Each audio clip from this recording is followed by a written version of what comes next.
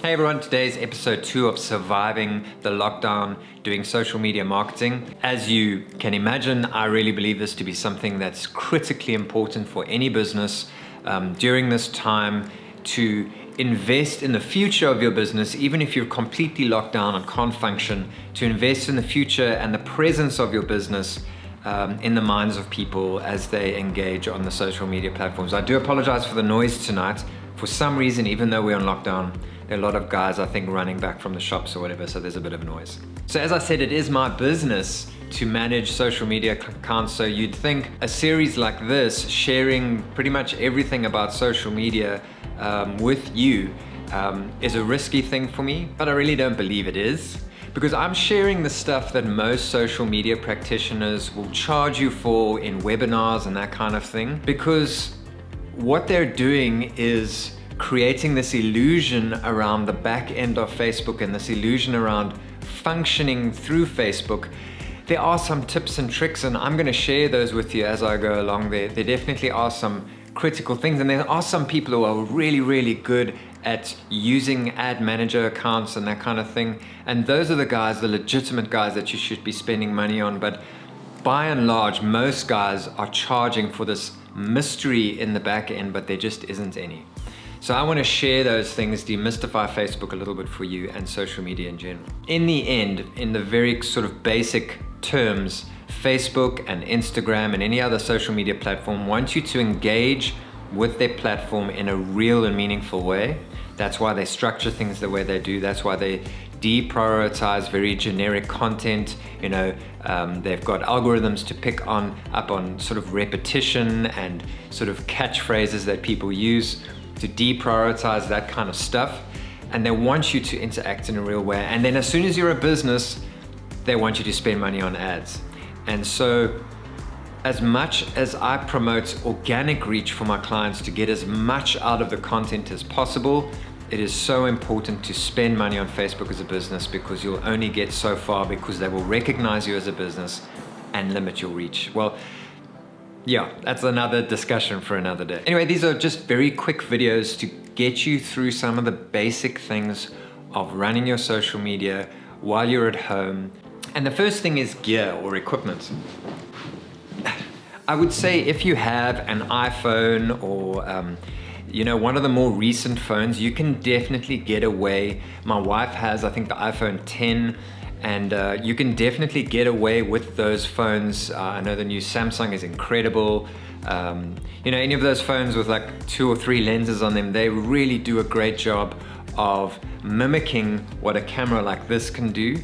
But at the end of the day, if you are going to invest in the future of your business and the marketing, my wife has the luxury of me with these cameras and access to other photographers. Because if you are going to take portraits or beautiful product photography, a phone will only get you so far, and in many cases will limit you and not produce brilliant results. So I think it's a great start to use your phone, but in the long run, if you are going to really, really get into this, I would recommend a nice camera. I use the Fujifilm system. I know a lot of people message me online and ask me about the Fujifilm system, and the reason I use it is because I am a social media practitioner. Other brands like Sony, you've got to work a little bit harder to get good color and all that kind of thing. I know the Sony guys will knock me for that. But anyway, I use this brand because straight out of the camera, it has filters built into it. So like your Instagram, you flick through the filters. My camera has filters for my video and for my photo, so I don't need to do a lot of editing, and it speeds up my workflow incredibly. So a little punt for Fujifilm there. If you are going to invest in a camera, it's just a great brand. Canon, on the other hand, is much easier to use. So if you're not a super techie kind of person, I'd recommend a nice Canon camera like the M50. Anyway, I don't want to get too much into gear, but that's some recommendations. Secondly is your content. Content is going to be more elusive for you. As you sit and think about this tonight or through the day, I would recommend that you really think about what is your niche. And by niche, I mean your little corner of the world that is unique to you. For me, I've really been digging deep to think, what is a quantifiable product that I can sell even internationally online to make some more money, And you know, for me, I'm starting to realize that my real niche is content creation in the social media sphere. So you need to see I'm narrowing it right down.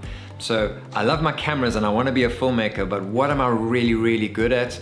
And it's using all these fancy things. I've got a light up here, using all these fancy things to create content at a very high quality quickly. That's my niche.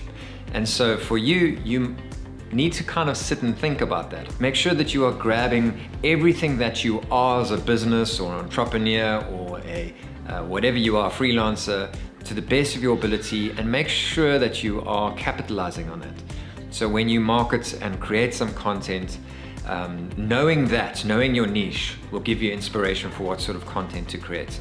Very elusive, I know, but I hope that kind of made sense. And thirdly, software. So in the past, this would have been quite an intense discussion because there were and are still a lot of platforms out there and paid platforms. I've been paying for Hootsuite for years now to deploy my content online for my client. But Facebook have just rolled out, I think it's been going overseas like America for a little while now, just rolled out in South Africa. They've just rolled out Facebook Creator Studio. This is an incredibly powerful tool. I was actually surprised at how good it was because Facebook have kind of been teetering around this idea for a couple of years, but now they've finally deployed it and it is exceptional. I used it today for the first time as a fully fledged content deployment service, and it just is exceptional. So, you know, today I've been getting into it. Tomorrow and maybe the next day I'll figure out all the bits and pieces, and I'm definitely gonna make a video for you guys on how to use it. So I would say, don't pay for anything, don't use anything fancy, just use something like the Creator Studio. You can deploy Instagram TV, normal Instagram stuff. You can manage multiple accounts for Instagram and Facebook. It is just exceptional. As a content creation guy, I'm really excited about that. So go check out the Facebook Creator Studio tonight. It's definitely going to change your world in terms of deploying content for your business. So this was a very short video just to guide you through some pointers on getting started with content for your business, the very, very basic things that I started with. And tomorrow we'll get into something a bit more technical. I want to get into the Creator Studio and show you exactly what I've been doing today. It's very new, but I'm excited and excited to show it to you. So tomorrow I'm going to guide you through the Creator Studio and all the powerful tools that it can give you moving forward with content creation. Let me know in the comments below if there's something particular you want to hear from me. I'm quite enjoying these videos and I hope you are too. I'll see you tomorrow for the next video.